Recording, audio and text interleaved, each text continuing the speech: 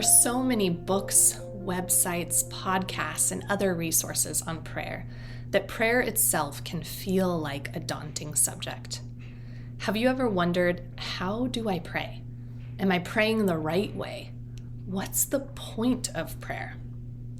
The Jesuit Bill Barry wrote that prayer is simply a conscious relationship or friendship with God.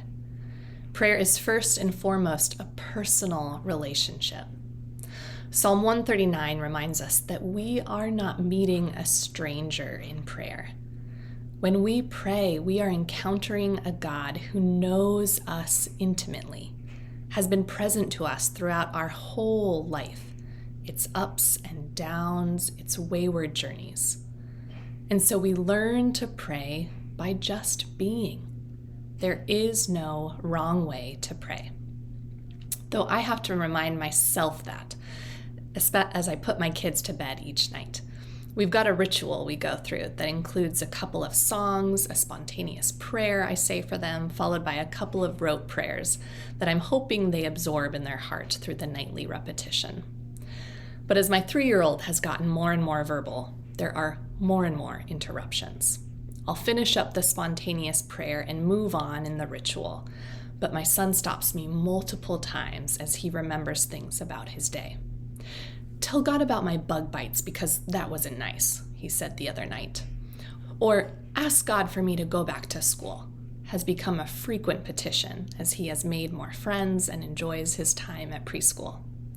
I was getting frustrated with the disruptions until I realized he is essentially praying in Examine, remembering the challenging parts of the day, mosquito bites, celebrating the joyful parts, his friends and classmates, anticipating tomorrow, going back to school, and learning and growing more and more.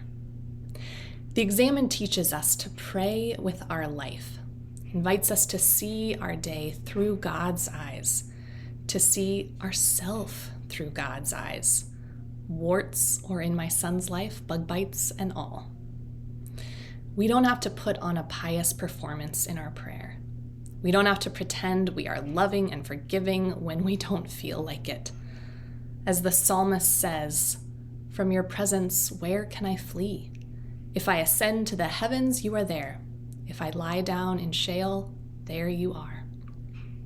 God will meet us even in our anger, our despair, our frustrations and disappointments, the emotions that scare us, the commitments that bore us, the joys that overwhelm us. There you are, God. So if you're struggling with prayer, if you're feeling dry, start where you are. Start with what you love to do, where you find life. Do you love to hike? Do you love to make art? Listen to music? Play with your grandchildren? Do it. And imagine God is with you, because God is.